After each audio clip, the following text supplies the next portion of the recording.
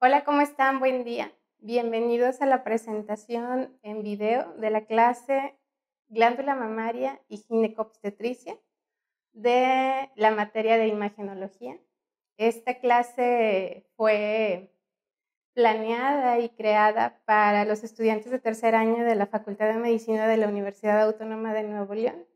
Sin embargo, pues todos son bienvenidos, espero les sea de utilidad.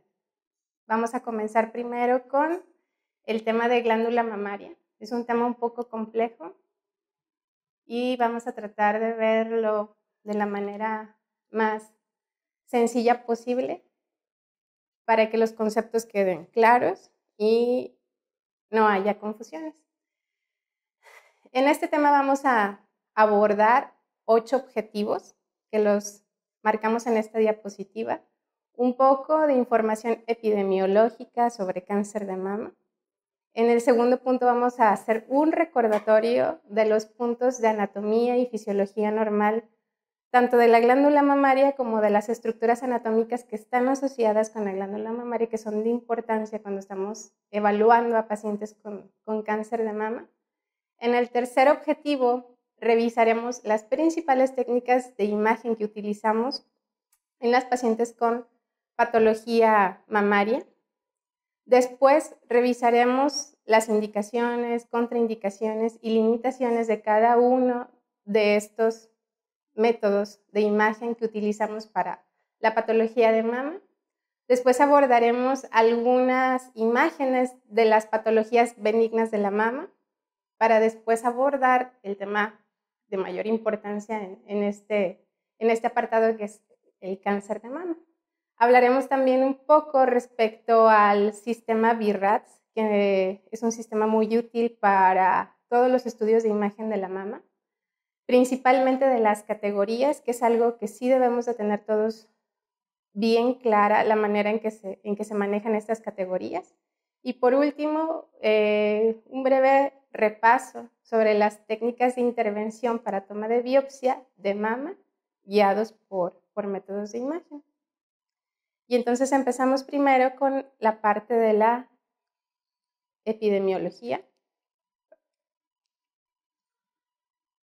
Y bueno, por todos es bien sabido, gracias a la difusión que se le da en los medios de comunicación, que el cáncer de mama es uno de los problemas más importantes a nivel mundial. Es la neoplasia más frecuente en las mujeres a nivel mundial. Obviamente en México también representa un problema de salud muy importante. De acuerdo a datos aportados por el INEGI, en el año del 2013 se pudieron diagnosticar 14,000 casos nuevos por año de cáncer de mama, teniendo que la edad promedio de diagnóstico en las mujeres mexicanas es alrededor de los 55 años. Esta es la incidencia del cáncer. ¿Cuántos casos nuevos diagnosticamos por año? Otra cosa muy importante que debemos de tener en cuenta respecto a la epidemiología es la información respecto al cáncer de mama como causa de muerte en la mujer. En México ocupa el segundo lugar.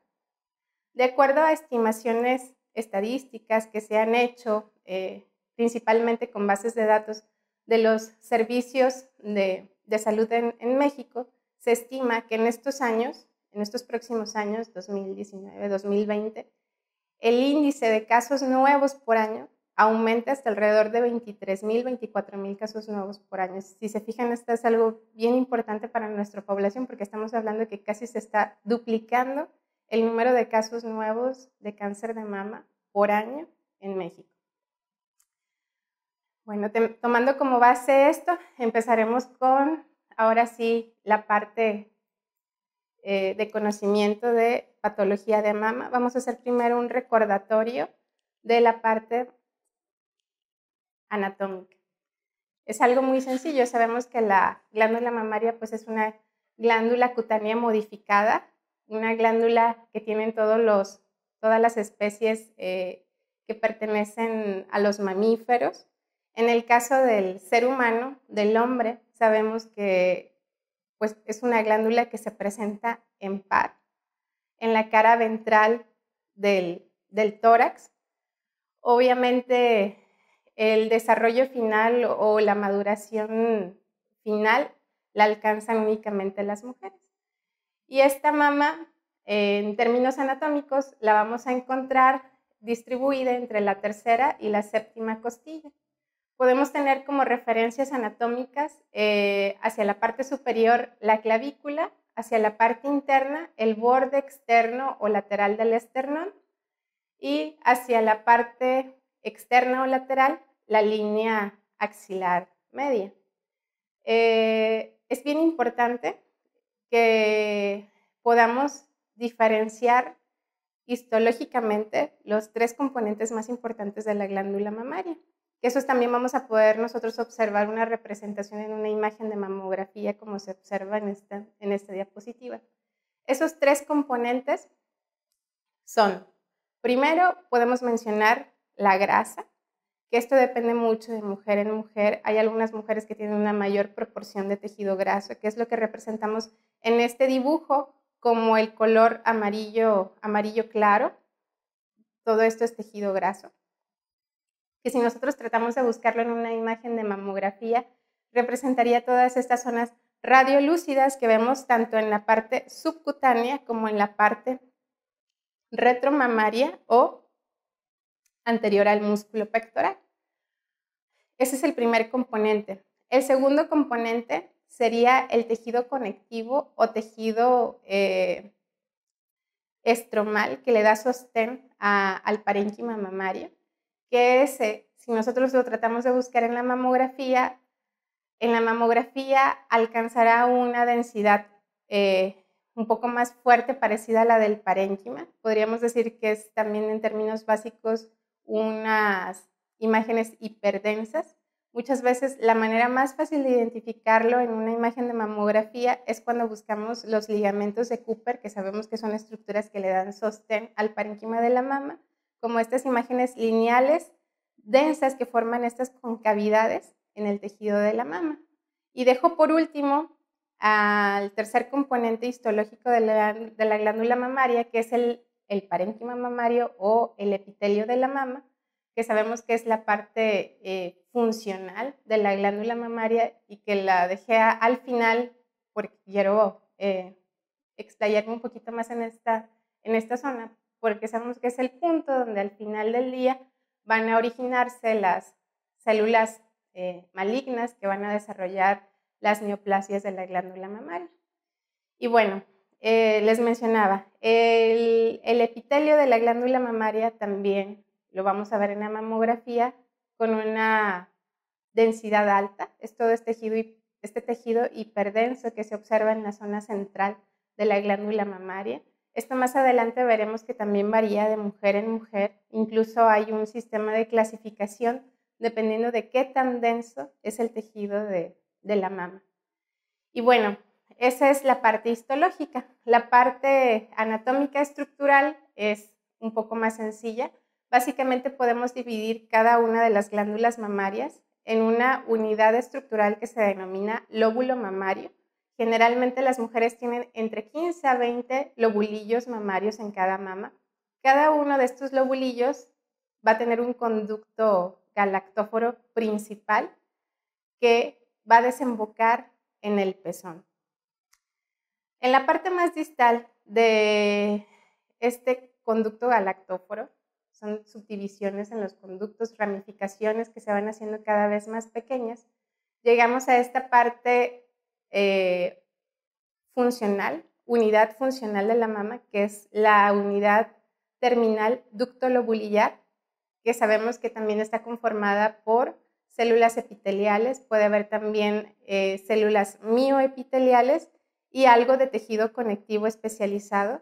Es en esta parte más distal de la ramificación del sistema ductal de la mama donde se van a desarrollar las neoplasias malignas más frecuentes de la glándula mamaria.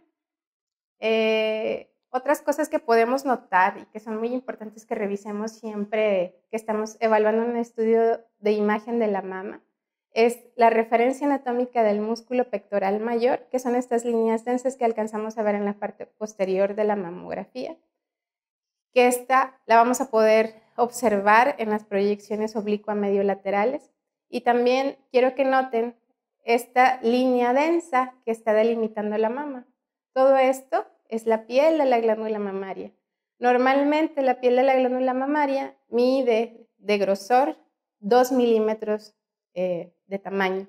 En ciertas condiciones este grosor puede cambiar, podemos verlo más prominente, más grueso, y ese es un dato de alarma. Hay que correlacionarlo muy bien con la sintomatología de la paciente para poder determinar cuál es la causa de ese engrosamiento cutáneo. Y respecto a la anatomía de las estructuras asociadas, pues lo más relevante, sabemos que en el cáncer de mama va a ser la evaluación de los ganglios linfáticos locorregionales, porque es el sitio a donde principalmente puede extenderse la patología maligna de la mama. Básicamente, el sitio principal a donde va a ir a drenar todos los vasos linfáticos de la glándula mamaria es hacia la axila. Y básicamente, como recordatorio también anatómico, podemos decir que la axila la podemos dividir en 3 niveles axilares en base o como referencia tomando al músculo pectoral menor, tomando que el grupo 1 o nivel 1 va a ser el que esté por afuera o por debajo del borde externo del pectoral menor. El nivel 2, los que se encuentran al mismo nivel que el pectoral menor o por debajo del pectoral menor. Y todos los ganglios que veamos hacia arriba o hacia el borde superior de la parte interna del músculo pectoral menor serán los ganglios axilares del nivel 3. Este es el grupo más importante, los ganglios axilares, pero no son los únicos. También es importante que revisemos los ganglios linfáticos que se encuentran adyacentes a los vasos mamarios internos, la cadena mamaria interna, y revisar también las regiones de ganglios linfáticos que se encuentran por debajo de la clavícula y por arriba de la clavícula. Esto con el fin de tener una correcta estadificación locorregional del cáncer de mama. Esto es en cuanto al recordatorio anatómico de la glándula mamaria. Ahora vamos a revisar las técnicas de imagen para el estudio de la patología mamaria. Básicamente podemos mencionar estos cuatro estudios, 4 técnicas. Si ustedes realizan una revisión en PubMed para ver qué otros métodos de imagen existen en la patología mamaria, van a encontrarse otros que están pues en fase de experimentación de estudio para probar su sensibilidad y qué tanto funcionan en la detección de cáncer de mama. Pero al día de hoy, de los que tenemos una mayor evidencia científica y que cualquier hospital de tercer nivel en el mundo va a contar con ellos, son estos 4. La mamografía, tomosíntesis, ultrasonido mamario y resonancia magnética. Podríamos incluso agrupar en un solo grupo a la mamografía y a la tomosíntesis, porque estos 2 estudios se basan en el uso de radiación ionizante. De hecho, se realizan con el mismo equipo de imagen, solo que la técnica varía un poco. Ahorita vamos a ver un poquito la diferencia entre estos 2 métodos. El ultrasonido, que ya todos conocemos, que sabemos que es un estudio que no utiliza radiación, que es muy seguro, muy confiable, podemos utilizar prácticamente en cualquier grupo de edad de pacientes y lo encontramos disponible en todos los lugares, no únicamente en hospitales de tercer nivel, o sea, hasta en un consultorio un ginecólogo puede tener un ultrasonido mamario, entonces es un estudio altamente disponible. Y la resonancia magnética, que este ya es un estudio más especializado, que al día de hoy no está indicado realizarlo en todas las mujeres, es un grupo muy específico y muy particular el que se beneficia del estudio de la resonancia magnética de mama. Ahorita vamos a revisar quiénes se benefician con la resonancia magnética.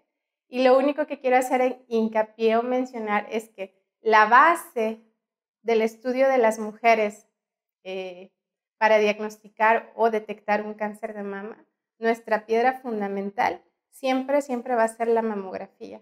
Todas las otras herramientas o métodos de imagen son estudios complementarios o estudios que nos van a ayudar a dar un diagnóstico más preciso, pero no podemos avanzar o dar un paso más si no contamos con la piedra fundamental que es la imagen de mamografía. Y bueno, una breve definición de lo que es la mamografía.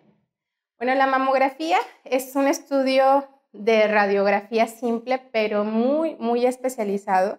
Los equipos con los que se realizan las mamografías, que aquí se presentan en estas fotografías, son tubos de rayos X que tienen la última tecnología, es tecnología de punta. ¿Por qué? Porque lo que nosotros queremos o lo que nosotros buscamos es poder ver con un detalle muy fino todos los tejidos o los componentes que mencionábamos hace rato que formaban parte de la glándula mamaria. Poder ver bien la piel, poder ver bien la grasa, las bandas de tejido conectivo y principalmente poder estudiar bien el parénquima de la mama. Quiere decir que este es un estudio de muy alta resolución. Si hablamos, no sé, tecnológicamente de la información de una imagen, de una fotografía, si ustedes valoran cuánto pesa una imagen de mamografía pesa muchísimo, muchísimos megas, en el sentido de que es una imagen de alta resolución. Porque lo que nosotros queremos o lo que nosotros buscamos es hacer una detección precoz del cáncer de mama, una detección antes de que la paciente o el cirujano oncólogo sea capaz de detectarlo con la exploración física, con las yemas de los dedos. Y bueno, básicamente existen dos proyecciones fundamentales de mamografía, que son las proyecciones craniocaudales, que son estas que parecieran como un semicírculo, que si las ponemos juntas pues ya nos van a formar una elipse, un óvalo más o menos. Y la proyección oblicua medio lateral, que esta nos brinda una información un poco más a lo largo del eje cabeza-pie respecto a la mujer, aunque no es estrictamente lateral. Como su nombre lo dice, oblicua medio lateral, hay una cierta inclinación del tubo de rayos X que podemos ver nosotros también en estas fotos. Por ejemplo, en la proyección craniocaudal, el detector tiene una posición horizontal sobre la cual se va a colocar la glándula mamaria. Esto que ven negro acá abajo es el detector donde se concentra toda la información de la imagen digital. Y esta imagen que ven acá arriba, que tiene aquí como una especie de paleta de acrílico, es con la que se va a ir ejerciendo la compresión. La compresión de la mama es muy importante por muchas cosas. Entre esas cosas, porque nos ayuda a disminuir la radiación que nosotros estamos dándole a la glándula mamaria y porque al estar distribuyendo de una manera más uniforme el tejido de la mama, es más sencillo que nosotros encontremos alguna anormalidad en la armonía del tejido de la glándula mamaria. Entonces es bien importante que haya una compresión adecuada de la glándula mamaria para nosotros poder interpretar un estudio de mamografía de calidad. Vean ahora la proyección oblicua medio lateral. Fíjense cómo el tubo de rayos X ya no tiene una posición puramente vertical, ya se giró un poco y eso hace que nuestro detector, la imagen que nosotros veíamos aquí que estaba horizontal, tenga una angulación. Esta angulación depende mucho del hábito corporal de la paciente y también de la altura de la paciente. Puede variar entre 30 a 45 grados. Y el punto de esta proyección es que nosotros podamos incluir tejido desde la región axilar, incluir toda la glándula mamaria y en la medida de lo posible incluir un poco del tejido subcutáneo que está en la parte más superior de la pared abdominal. Siempre que vean la proyección oblicua medio lateral, deben de alcanzar a ver esta densidad triangular que ya mencionábamos hace rato en diapositivas anteriores, que representa el músculo pectoral mayor. Es muy importante también que revisen dentro de los parámetros de calidad de la imagen la colocación de marcadores radiopacos a nivel de los pezones, porque esto nos va a servir mucho para la localización de lesiones en los cuadrantes de la mama. Eso es muy útil porque hay pacientes en las que el pezón no está tan marcado y es difícil tener una referencia anatómica cuando estamos viendo las imágenes de mamografía. Y les pongo este ejemplo de esas líneas que podemos marcar, que generalmente se marcan desde ese marcador radiopaco en el pezón hacia la parte más posterior de la imagen. Cuando estamos observando la proyección craniocaudal, todo lo que quede por arriba de esa línea corresponde a la región o cuadrantes externos de la mama. Todo lo que queda por abajo de la línea corresponde a los cuadrantes internos. En la proyección oblicua medio lateral es más sencillo porque sabemos que todo lo que quede por arriba corresponde a los cuadrantes superiores y todo lo que quede por abajo pues es inferior. Ojo, ahorita con todos los equipos que hay disponibles de mamografía y que la mayoría de los hospitales cuentan ya con la digitalización de imágenes, no tenemos mucho problema a la hora de ver los estudios de la mamografía porque los programas ya nos despliegan las imágenes así como las deberíamos de ver. Pero en el caso de que les tocará revisar imágenes impresas, placas de mamografías, es muy importante siempre tener esta disposición como si la paciente estuviera espalda con espalda. Es decir, aquí estaría la espalda de la paciente del lado derecho y aquí estaría la espalda de la paciente del lado izquierdo. Igual con las proyecciones oblicuo-medio lateral. Es una posición que nosotros llamamos como en espejo, que nos sirve mucho para poder reconocer o identificar asimetrías en el tejido de la mama. Otra cosa bien importante que no se les debe de olvidar es que las mamografías también tienen la misma lateralidad que como cuando observamos un estudio de tele de tórax o un estudio de tomografía. Este siempre va a ser nuestro lado derecho y este siempre nuestro lado izquierdo. Es decir, lo vemos como si estuviéramos en un espejo. Este es el equipo de mamografía, un equipo de mamografía digital. Quiero que vean mejor la parte del detector, que es esta imagen gris. Este acrílico transparente, que es el compresor. Y esta mampara, que nos ayuda a proteger la radiación que pudiera haber dispersa, proteger la cara y el cuello de la paciente. Por este punto saldría el haz de rayos X.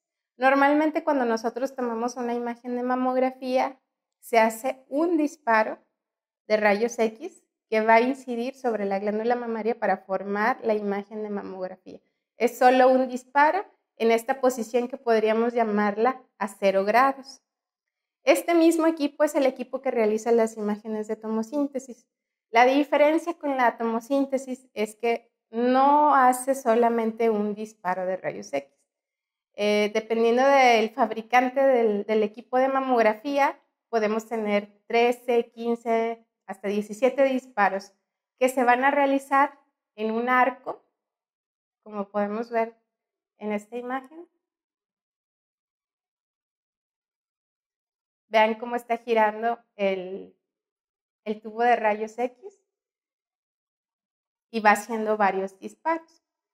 Después de hacer esto, la computadora del equipo de mamografía adquiere todas esas imágenes que se tomaron en una sola compresión de la mama y hace un procesamiento con un algoritmo digital para obtener una reconstrucción de la glándula mamaria, que sería más o menos una imagen con la calidad que se ve de este lado.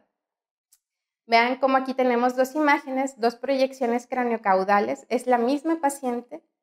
Del lado derecho de la pantalla vemos la imagen de la mamografía convencional o mamografía 2D y del lado izquierdo tenemos la imagen de la tomosíntesis.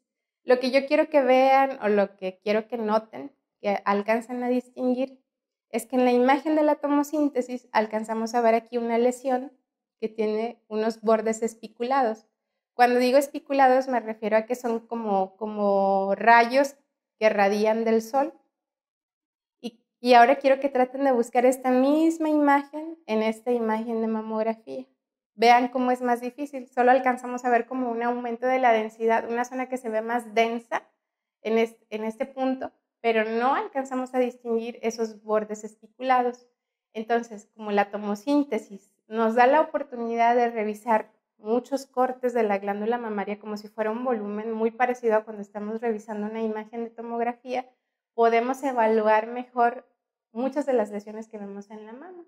Entonces, la tomosíntesis pues es un formato que podríamos llamar en tercera dimensión, que nos mejora la precisión diagnóstica de la mamografía, ya que disminuye el efecto de sobreposición, que fue lo que pasó en este caso, en la imagen de mamografía 2D, y eso nos hace ver mejor las zonas de distorsión de la arquitectura, caracterizar mejor los márgenes o bordes de un nódulo, de una lesión, ver qué tan extensa es una lesión en realidad y también disminuye la necesidad de tomar proyecciones adicionales en la paciente. Esto nos ayuda mucho porque disminuye el grado de ansiedad de la paciente y también la dosis de radiación de estar tomando más proyecciones adicionales.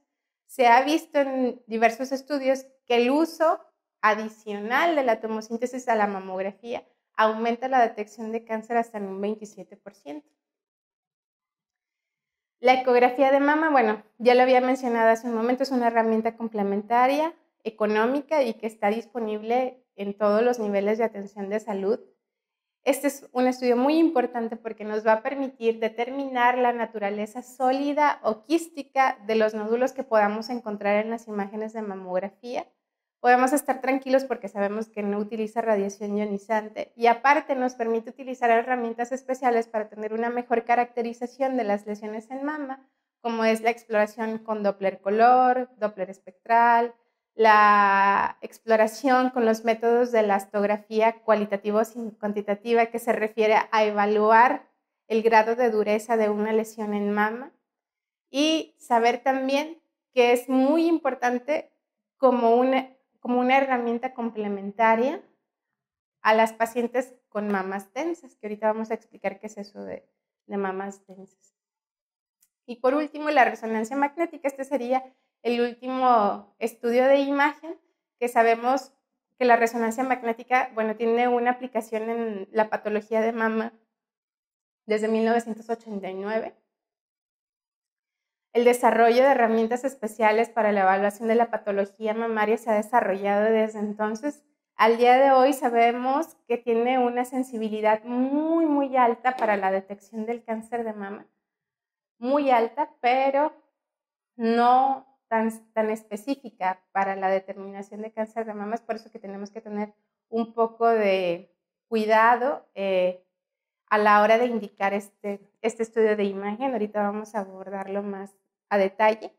Saber que existen antenas dedicadas para la realización de este estudio, que es un estudio que se realiza con la paciente en una posición de decúbito prono o acostada boca abajo. Las antenas son una especie de hoyos o huecos donde se van a colocar las glándulas mamarias. Y este estudio no únicamente nos va a brindar información anatómica o morfológica de la mama, sino que también nos puede brindar información funcional, ya que se utiliza material de contraste para la evaluación de las lesiones en la glándula mamaria. Aquí, ojo, es bien importante tener una adecuada preparación de la paciente, porque si la paciente no está bien preparada, podemos tener resultados falsos positivos que van a generar ansiedad en nuestras pacientes. Y el principal punto en el que deben de poner atención en lo que respecta a la preparación de la paciente es que, dependiendo del estado del ciclo menstrual en el que se encuentra, podemos ver diferentes patrones de realce del material de contraste que normalmente utilizamos en este estudio. Es decir, que hay ciertos días donde va a ser mejor realizar este estudio. El estudio de resonancia magnética de mama en una mujer fértil debe de realizarse en la segunda semana de su ciclo menstrual, esto es del día 7 al día 14. Si lo realizamos en cualquier otro día, va a pasar lo mismo. Cuando estamos evaluando las imágenes funcionales, van a realzar muchas zonas del parénquima de la mama y podemos pensar que hay enfermedad donde realmente no la hay. Entonces, es bien importante tener una preparación adecuada del paciente. Si la paciente ya no es fértil, si la paciente ya está menopáusica, ya no es tan importante fijar un día en especial para la realización del estudio. Pero, por ejemplo, si la paciente está con el uso de sustitución hormonal, ahí necesitaríamos suspender el tratamiento de nuevo para no tener falsos positivos del estudio de resonancia magnética. De las indicaciones de estos métodos de imagen, ya había mencionado hace rato que el principal método de imagen es la mamografía. La mamografía básicamente tiene dos indicaciones que presentan estas diapositivas, que es la diagnóstica y la de screening o tamizaje.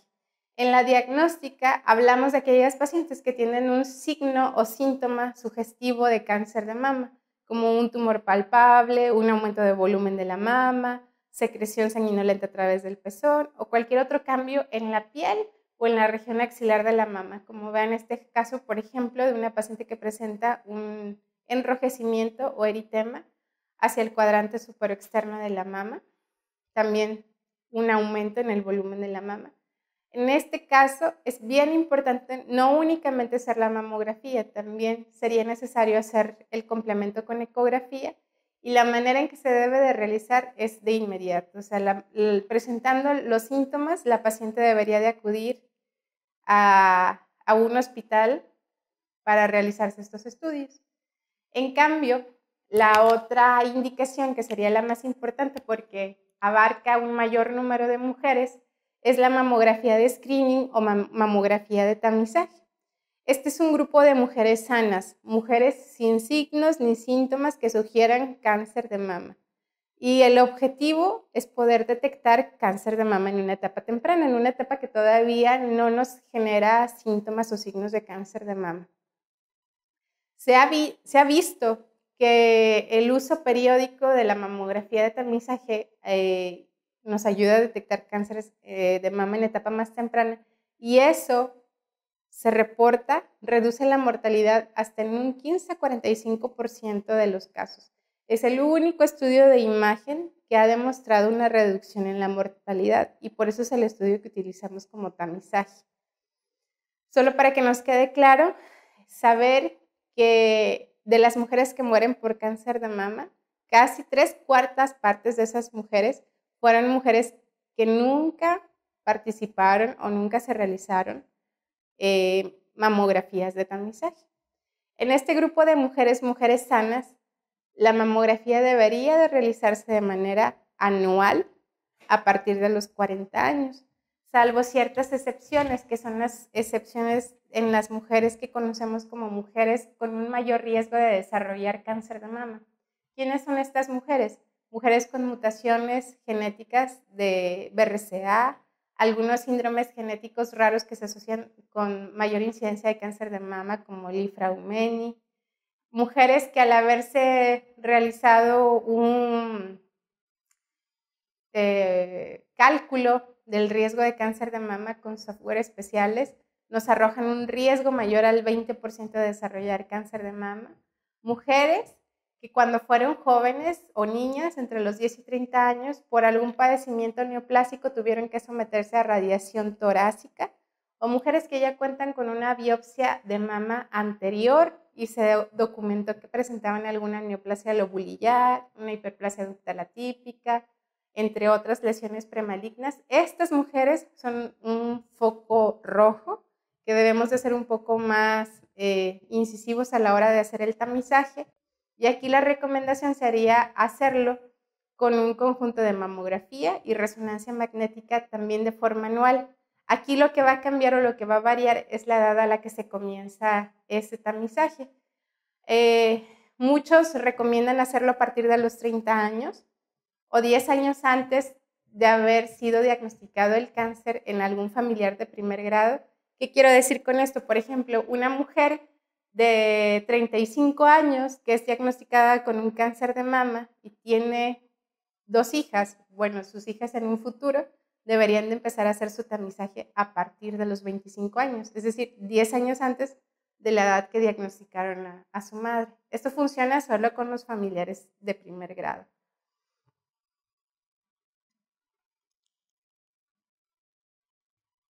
Y ahora quiero presentarles esta diapositiva que va a ser como una clasificación de los tipos de densidad que puede tener cualquier mujer. Esto es como las características que tenemos todos como seres humanos, que algunos somos morenos, otros son blancos, otros tienen cabello rubio, otros morenos. Bueno, igual la glándula mamaria tiene diferentes tipos de patrones. El Colegio Americano de Radiología hace la recomendación de clasificar la densidad de las glándulas mamarias en estos 4 tipos, que fácilmente se denominan con las primeras letras del abecedario: A, B, C y D. ¿Qué quiere decir? Una mama predominantemente grasa corresponde a la tipo A. Vean que casi no hay zonas densas, lo que vemos mayormente es tejido graso, zonas radiolúcidas en la glándula mamaria. El tipo B, que es un tejido fibroglandular disperso, aquí ya hay más zonas densas de parénquima mamario, pero están distribuidas dispersamente por toda la mama. El C, que es un heterogéneamente denso, que ya aquí hay una mayor cantidad de parénquima mamario, vemos zonas más blancas, más densas, y disminuye la presencia de tejido adiposo. Y el tipo D, que es una mama extremadamente densa, que aquí predomina importantemente la proporción de tejido fibroglandular, de tejido blanco. Es una mama que nosotros podríamos llamar una mama blanca. Ven como hay muy poquita distribución de tejido graso. Esto podemos asociarlo también, por ejemplo, a la edad de las pacientes. Decimos que generalmente las mujeres que tienen las mamas más densas son mujeres jóvenes que tienen una estimulación hormonal muy importante y que conforme al envejecimiento de la mujer y la disminución del estímulo hormonal, pues la mama se va sustituyendo con mayor cantidad de grasa. Pero eso no pasa siempre. Es algo que en algunas mujeres no va a pasar. Y podemos ver mujeres de 60 años con unas mamas tipo D. Entonces es muy importante hacer esta diferenciación porque el ojo humano es capaz de detectar una lesión sugestiva de cáncer de mama en el trasfondo de una glándula mamaria radiolúcida como la tipo A o tal vez en una mama fibroglandular dispersa. Es muy sencillo detectar, encontrar el cáncer. Pero cuando nosotros queremos encontrar un cáncer en una mama que es una tipo C o una D, las cosas se complican. ¿Por qué? Porque no es tan sencillo la discriminación entre el tejido maligno de lo que es tejido benigno. Y entonces este es un concepto que nos debe de quedar muy claro porque sabemos que aunque es el mejor estudio y según la evidencia científica en algunos casos alcanza una sensibilidad de hasta el 95% para detectar un cáncer de mama, van a haber ciertas pacientes que son principalmente las tipo C y las D, que son las que llamamos mamas densas, donde la sensibilidad de la mamografía se reduce hasta en un 68%. Y esto nos pasa a este ejemplo típico que me gusta mucho explicarlo de esta manera. Tener una mama densa, una mama tipo C o D, es querer buscar un cáncer, como en esta imagen en las montañas del Asia Central, donde nosotros queremos encontrar al lince de las nieves. A lo mejor la gente que es muy visual, que es muy observadora, puede encontrarlo fácilmente, pero para muchos es difícil, no es tan sencillo porque el animal se camuflajea entre las montañas. Eso pasa con el cáncer cuando estamos observando una mamografía de una mujer con mamas densas. Entonces, siempre es bien importante hacer un estudio complementario en las mujeres con mamas densas. La primera herramienta con la que vamos a disponer va a ser el ultrasonido de la mama. No es la única aplicación que tiene el ultrasonido de la mama, también este nos va a servir para caracterizar nódulos en la mama, masas palpables, para evaluar cualquier hallazgo que encontremos en estudios de mamografía o de resonancia magnética. Siempre va a ser el estudio de imagen inicial en las mujeres jóvenes menores de 30 años o en las mujeres que están embarazadas y también es muy útil para la evaluación de las prótesis mamarias. De las indicaciones de la resonancia magnética, bueno, su uso es en un grupo muy limitado de pacientes. Ya habíamos mencionado antes las mujeres que tienen un mayor riesgo de desarrollar cáncer de mama, pero también es muy útil en las mujeres que ya tienen diagnóstico de cáncer de mama y queremos determinar la extensión locorregional de la enfermedad. Pacientes que también tienen diagnóstico de cáncer de mama y que fueron candidatas a recibir tratamiento con quimioterapia neoadyuvante es el estudio de elección para evaluar la respuesta al tratamiento. Pacientes en las que se diagnostica una metástasis axilar, pero a pesar de que ya le hicimos un estudio con mamografía y con el ultrasonido, no encontramos un tumor primario en la mama, la resonancia puede ser muy útil para ayudarnos a encontrar esos cánceres que no son visibles en estudio de mamografía o de ultrasonido. En pacientes que ya fueron tratadas con cirugía conservadora nos ayuda a diferenciar entre los cambios postquirúrgicos o la recidiva o la recurrencia de la enfermedad. resultados dudosos o confusos en estudios de mamografía o ultrasonido, también es muy útil la resonancia magnética, e igual forma que con el ultrasonido, es muy útil para la evaluación de los implantes mamarios y también en aquellas pacientes que se realizan alguna inyección cosmética de la mama. Vamos a pasar al quinto punto, que es la apariencia por imagen de las enfermedades benignas de la mama. Una de las patologías más frecuentes es la patología del quiste simple, que es una colección o un saco de líquido que se forma dentro de la glándula mamaria. Va a tener un aspecto muy característico tanto por mamografía como por ultrasonido. Por mamografía la vamos a observar como un nódulo de morfología redondeada u ovalada que va a tener una densidad parecida a la del tejido fibroglandular, es decir, es isodenso. Sus márgenes o bordes son bordes bien circunscritos. Como habíamos mencionado hace rato, cuando nosotros vemos una lesión en mamografía que parece un nódulo, nosotros no podemos determinar si este nódulo es sólido o es de agua, porque estamos viendo solamente el estudio de mamografía. Para poder determinar su naturaleza sólida o quística es necesario complementar con el estudio del ultrasonido.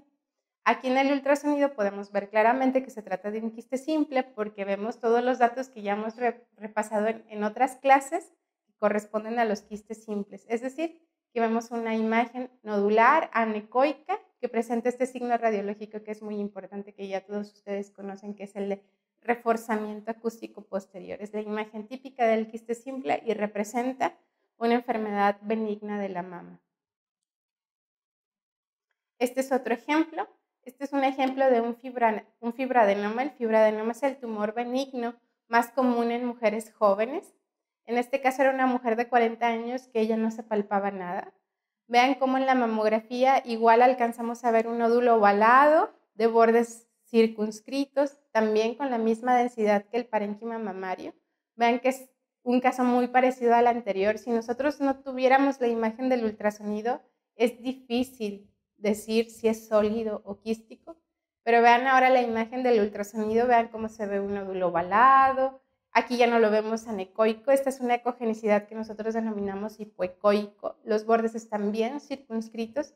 Esta es la imagen típica de un fibroadenoma, que es un tumor benigno de la mama. No necesita tratamiento, no necesita nada. Otra de las enfermedades benignas más frecuentes en la glándula mamaria son las enfermedades infecciosas. Estas son muy comunes en las mujeres que se encuentran embarazadas o en lactancia, porque uno de los puntos de origen más frecuente de la infección es a través de escoriaciones o zonas donde está lesionada la piel de la mama. Lo que nosotros vamos a ver en las mamografías de las mujeres que tienen un proceso infeccioso inflamatorio en la mama, pues son varias cosas. Como podemos ver en esta mamografía, hay un aumento difuso de la densidad, que es algo que también en ocasiones podemos llamar engrosamiento trabecular, que representa el edema que hay en la mama. El edema también lo podemos ver localizado en la piel, que nos va a producir un engrosamiento de la piel. ¿Se acuerdan que habíamos dicho que la piel normalmente mide 2 milímetros? Vean aquí cómo la banda de la piel se ve más gruesa, más prominente. A esta paciente es obligatorio hacerle un ultrasonido para poder determinar qué es lo que está ocasionando este aumento de la densidad. Y en las imágenes de ultrasonido de esta paciente vemos estas zonas de edema, que el edema es característico por este aumento de la ecogenicidad de los tejidos grasos, y estas líneas hipoecoicas o anecoicas que van disecando, que representan las estructuras linfáticas prominentes. Esta es la imagen muy típica del edema de tejidos blandos, asociado a esta imagen hipoecoica mal definida, que también tiene reforzamiento acústico posterior, que representa un absceso de la mama. Este es el caso de una mastitis aguda complicada con un absceso de la mama. Esto es enfermedades benignas. Dentro de estas también podemos catalogar los datos que observamos en una paciente que ya ha sido sometida a un procedimiento quirúrgico de la mama, como en este caso, que vemos una discreta distorsión en el cuadrante superior externo de la mama derecha, que por ultrasonido vean cómo se ve esta sombra irregular, que es a lo que llamamos distorsión. pero que se modifica con las maniobras de compresión y no representa más que el tejido fibroso o cicatricial de una paciente que ya fue intervenida quirúrgicamente. Y ahora vamos a ver algunos aspectos de cómo podría verse un cáncer de mama. El cáncer de mama tiene muchas apariencias, no es una sola forma de presentación, pero aquí vamos a ver algunas de las más comunes. Vean, por ejemplo, aquí hacia el cuadrante superior del lado izquierdo esta masa irregular, tiene una forma irregular, los bordes son indistintos, la densidad que tiene también es muy parecida a la del tejido glandular. Por eso es lo que decíamos hace rato, siempre que veamos un nódulo es importante contar también con la imagen del ultrasonido. Vean aquí cómo se ve ese nódulo en la imagen de ultrasonido, es un nódulo irregular, hipoecoico, con bordes angulados, tiene este halo o está rodeado por una imagen más ecogénica que muchas veces puede representar la reacción desmoplásica del tejido que está alrededor del tumor primario. Y vean esta imagen de la región axilar izquierda que representa un ganglio linfático que ha perdido completamente su morfología. ¿Qué quiere decir que perdió su morfología? Que ya no alcanzamos a ver su hilio graso. Su hilio graso ya fue sustituido completamente por células malignas y por eso pareciera como si fuera un nódulo. Es lo que nosotros llamamos un ganglio con aspecto de masa. Este ganglio es este mismo que vemos acá en la mamografía, también ovalado, hiperdenso, sin el hilio graso. Todos esos datos son hallazgos sospechosos de malignidad. Otros datos que pueden sugerir malignidad pues son las calcificaciones finas pleomórficas, las calcificaciones finas lineales, las áreas de distorsión de la arquitectura, los ganglios con aspecto de masa hiperdensos en la región axilar, los nódulos que condicionan retracción de la piel, incluso también del pezón, nódulos de bordes angulados, nódulos irregulares con un eje mayor antiparalelo, es decir, que son más altos que anchos. Todos esos son datos que sugieren malignidad. Muchas veces es suficiente con ver la imagen de mamografía para saber que es altamente sugestivo de malignidad. Y el predictor que más malignidad nos indica cuando estamos viendo una imagen de mamografía es el hecho de que veamos un nódulo que tiene los bordes espiculados que ya habíamos mencionado hace rato. Entonces, siempre que vean un nódulo en la mama que tiene bordes espiculados, como líneas que se radian del sol, es un BIRAT5, es altamente sugestivo de malignidad y esa paciente necesita una biopsia de mama. Básicamente estas son las categorías que nos brinda el BIRAT, que es el lenguaje que utiliza todo el equipo multidisciplinario que aborda la patología de la mama. Son 7 categorías. Siempre que vean un estudio de mama, mamografía, ultrasonido, resonancia, al final del reporte debe de venir alguna de estas categorías y esta categoría nos va a indicar la recomendación que se le va a hacer a la paciente. Por ejemplo, si ustedes ven un 1 o 2, pues habla de son hallazgos benignos, no hay nada que hacer, la paciente puede continuar con su rutina normal. El BIRATS3, que representa hallazgos probablemente benignos, como el fibroadenoma que vimos en los casos anteriores. Esto lo que significa es que en lugar de que la paciente continúe con una rutina anual, idealmente debería revisarse cada 6 meses para poder determinar alguna alteración en lo que estamos evaluando de una forma más rápida o más anticipada. El 4 y 5, que son sospechosos o sugestivos de malignidad, que estos, o sea, sin cambiar ninguna cosa, siempre debe correlacionarse con una biopsia de mama. Y el BIRAT6, que son pacientes que ya tienen una biopsia previa, que ya está confirmada la malignidad. Aquí hacer una mención especial del BIRAT0, que el BIRAT0 no es nada bueno, ni tampoco queremos decir que sea algo que necesite biopsias, sino que es un estudio que no está concluyente y que necesitamos de más herramientas para poder dar una categoría definitiva final. ¿Qué puede ser lo que necesite? Estudios de imagen adicionales o aportar estudios anteriores para poder comparar con los hallazgos pasados. Y siempre que tengamos un hallazgo sospechoso en mamografía, ultrasonido o resonancia, es bien importante realizar una biopsia de mama. Esta biopsia puede ser guiada por imagen y tener bien presente que siempre para la patología de mama es muy importante tener una correlación de la triada diagnóstica. ¿Qué quiere decir esto? Una correlación entre la exploración clínica, la imagen de radiología y el reporte que nos diga el patólogo después de hacer la biopsia. Las biopsias guiadas por imagen pueden realizarse básicamente bajo la guía de cualquier método, ultrasonido, resonancia magnética o este que pusimos como estereotaxia, que es el mismo equipo de mamografía, y se puede realizar básicamente con 3 tipos de aguja. La aguja fina, que es la aguja que conocemos normalmente de las jeringas con las que nos inyectan o vacunan. La aguja gruesa de corte, que es más conocida como aguja Throughput, y la aguja de corte asistida con vacío, que ahorita vamos a ver algunos ejemplos.